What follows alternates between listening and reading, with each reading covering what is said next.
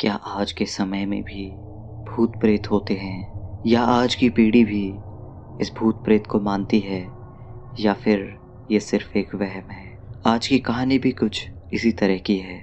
रात के 11 बजे सुनसान सड़क पर एक बाइक रात के सन्नाटे को चीरती हुई चली जा रही थी।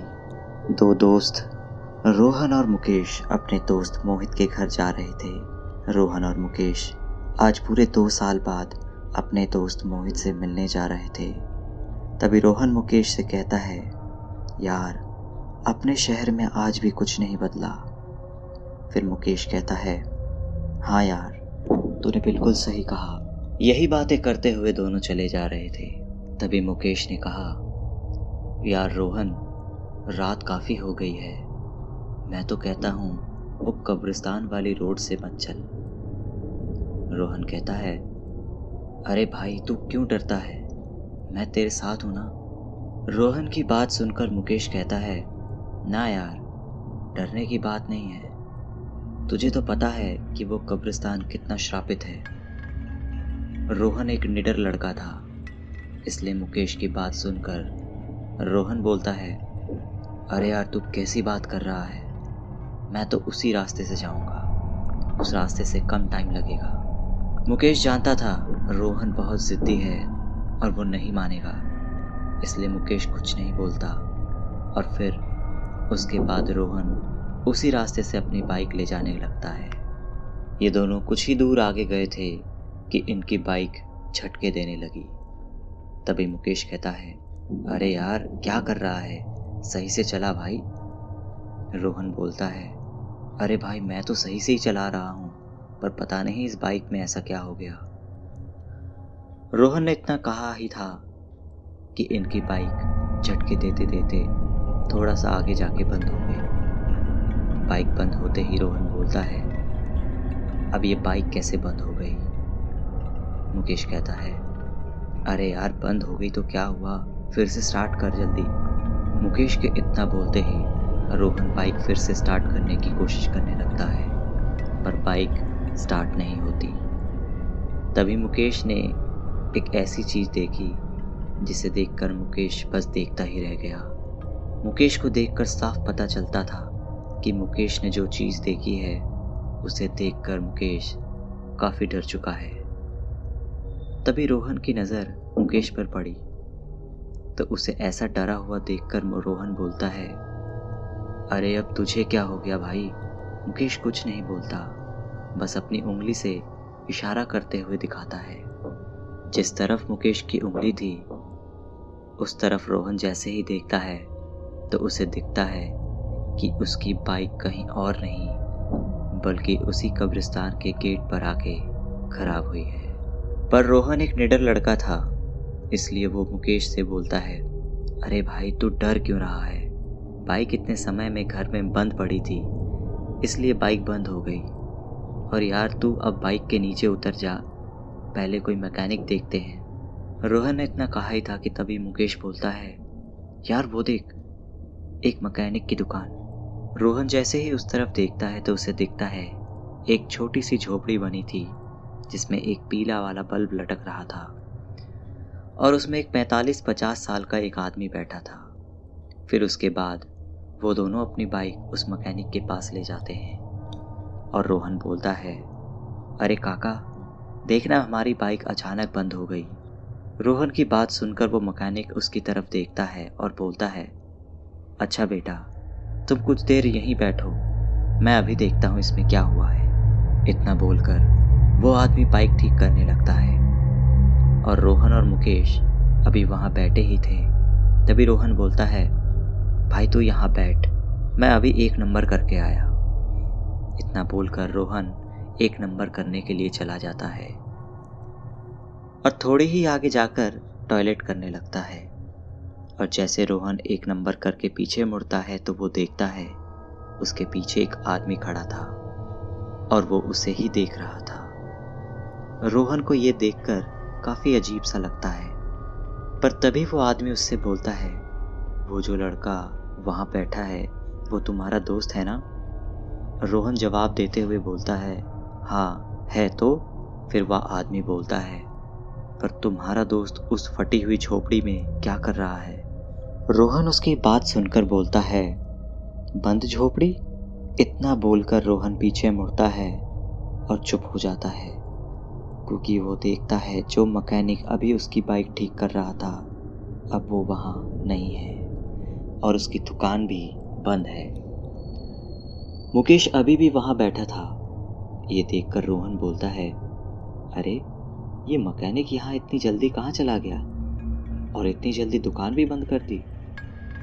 इतना बोलकर रोहन जैसे ही पीछे मुड़ता है तो वो देखता है जो आदमी अभी उसके पीछे खड़ा था अब वो वहाँ नहीं है। उस आदमी को वहाँ ना देखकर रोहन बड़ी ही हैरानी के साथ बोलता है, ये भी कहाँ गायब हो गया?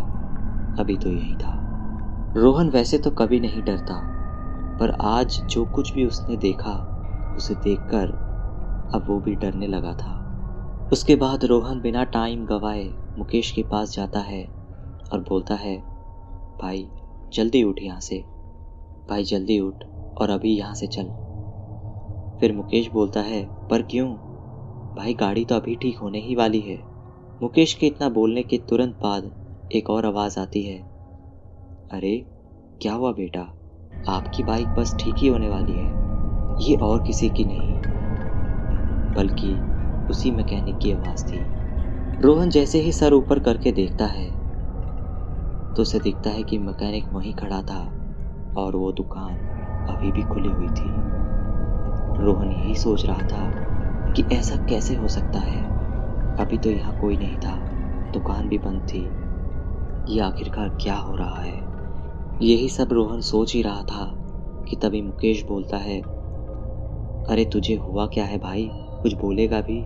पर रोहन यही सोच रहा था कि मुकेश को कैसे बताए कि पिछले 10 मिनट में उसके साथ क्या क्या हुआ।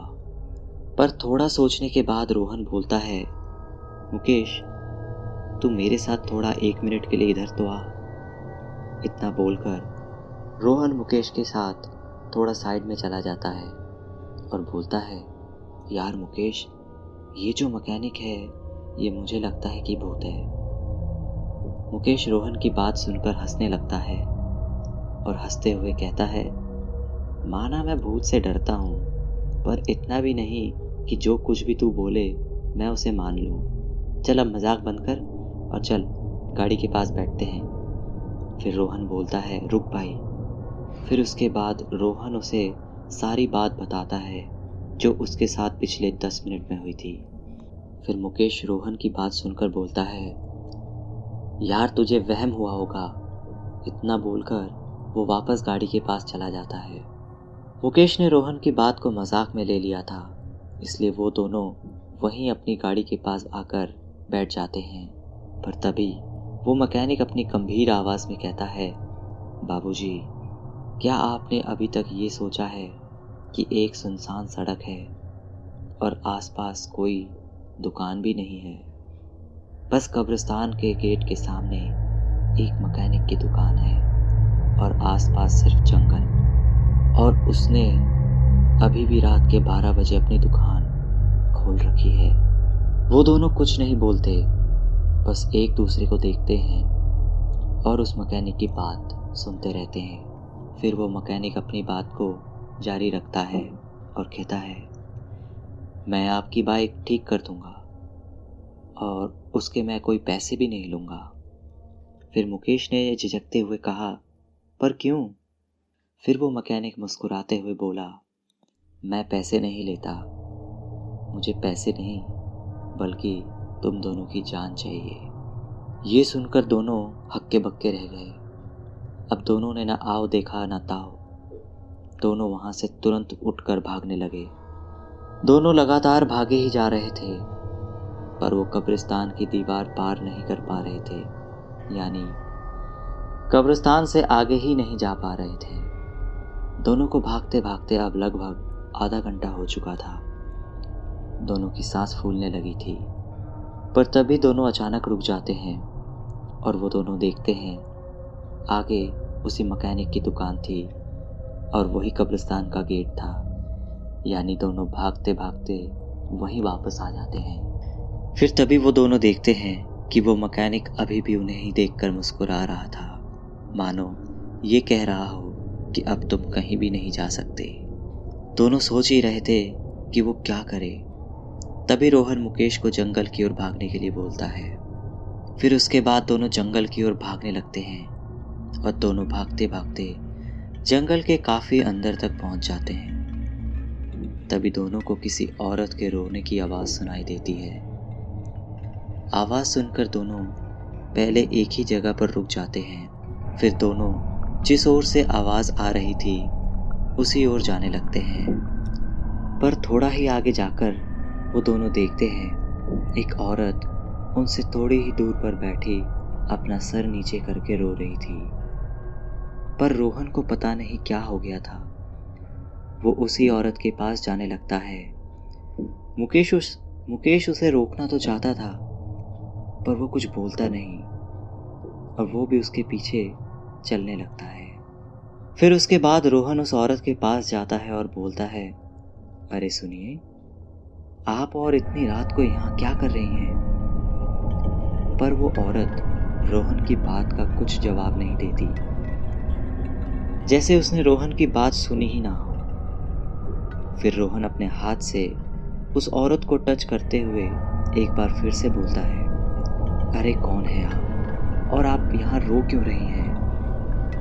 इस बार वो उनकी बात सुन लेती है और अचानक से उसका रोना बंद हो जाता है।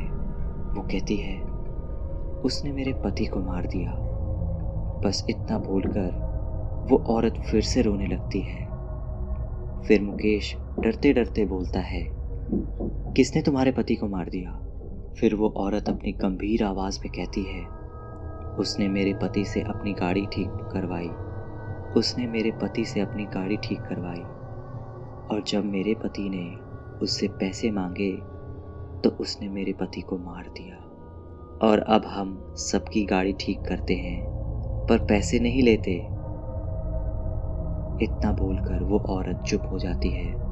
पर ये सुनकर उन दोनों के होश उड़ जाते हैं और तभी वो औरत अचानक से अपना सर ऊपर करती है और उन दोनों की तरफ जैसे देखती है, वो दोनों जैसे ही उस औरत का चेहरा देखते हैं, उनकी दिल की धड़कनें दोगुना रफ्तार से दौड़ने लगती है, क्योंकि उस औरत के चेहरे पर कोई मांस ही नहीं था।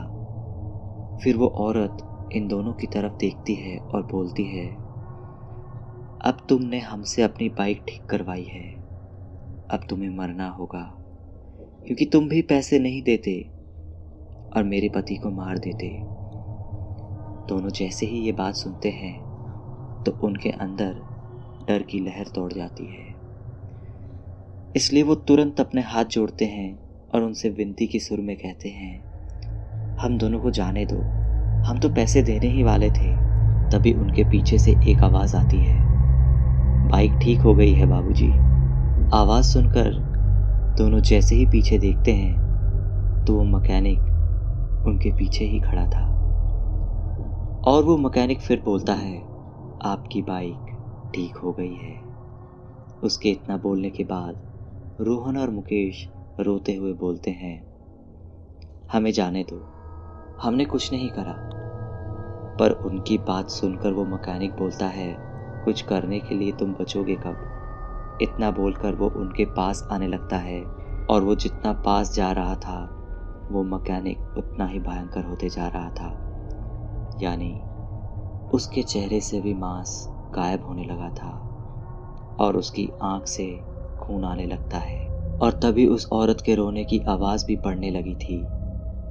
उसकी आवाज इतनी तेज हो रही थी कि अब रोहन और मुकेश के कान में चुभ रही थी और देखते ही देखते रोहन और मुकेश के कान से खून आने लगा था। फिर उसके बाद मैकेनिक भी उनके एकदम करीब आ जाता है और वो दोनों कुछ नहीं कर पा रहे थे।